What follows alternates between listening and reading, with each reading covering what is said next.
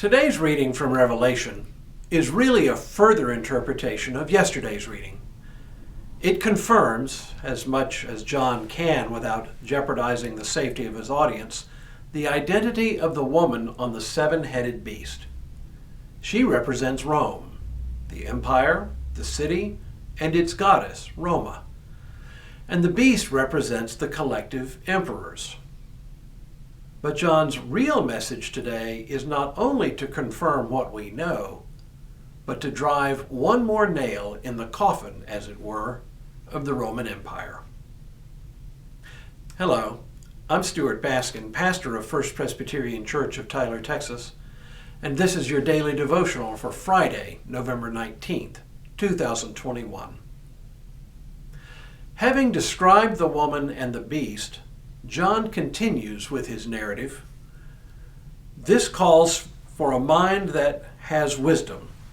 The seven heads are seven mountains on which the woman is seated. Also, they are seven kings, of whom 5 have fallen, 1 is living, and the other has not yet come. And when he comes, he must remain only a little while. As for the beast that was and is not, it is an 8th, but it belongs to the 7, and it goes to destruction.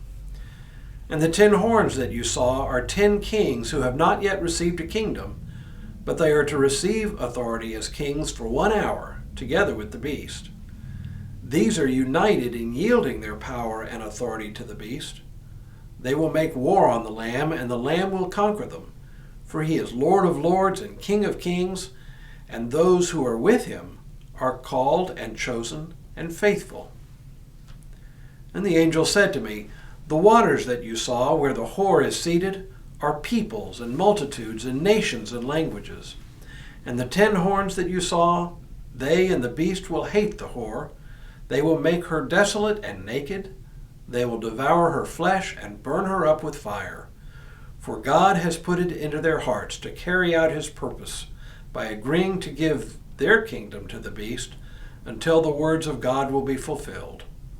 The woman you saw is the great city that rules over the kings of the earth." John has gone now as far as he can to identify Rome without naming Rome.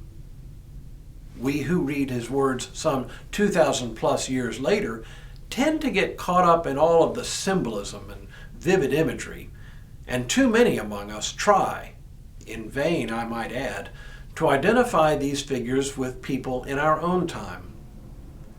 But if the symbolism seems strange and opaque to us, we have to remember this one thing. John was writing to people in his own time. He didn't self-consciously set out to write a book of the Bible. I doubt seriously that he ever thought that his letter would still be read this many years later. Why is this little fact important? Because he could assume a level of general knowledge among his audience that we simply don't share today. They knew very well all about the Roman Empire and its various emperors. He wouldn't have had to do anything but hint around them and make veiled references in symbolic language. His audience would have understood what he was talking about without needing the kind of explanation we do today. A lot of this reading today, he talks about who he means, but it is what he says about the woman's destiny that should really interest us. First, he mentions the 10 kings who have not yet received a kingdom and how they will conspire to devour the woman.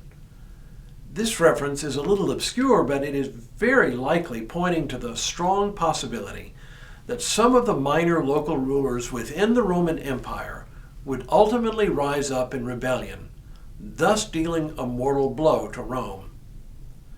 Coupled with the ever-present threat from the Parthians in the east, this was not a mere idle threat or speculation. Every empire struggles with internal bickering, and the larger the empire, the more difficult it is to hold together. Just ask the British, who saw their global empire shrink dramatically in the 20th century. But there's another level to this. John says that these minor kings, the 10 horns, are instruments for God's purposes. They are instruments for Rome's destruction. Just as God has identified the Parthians as instruments of God's wrath, so also these minor kings within the empire. It doesn't matter that they are also enemies of Christ. God can and does choose peoples and nations as instruments of his will, even if those peoples and nations do not know it or know God.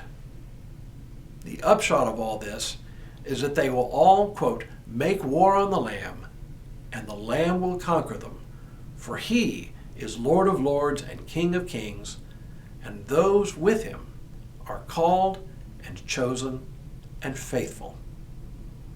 This is one more way for John to drive home his central point. Rome is an already defeated power. Therefore, do not give in to the temptation to go along to get along. Instead, remain faithful to God, who has already triumphed, even if we can't see it today. When we return tomorrow, the celebrations begin. But for now, may God continue to bless you and keep you in all that you do this day and in all the days ahead.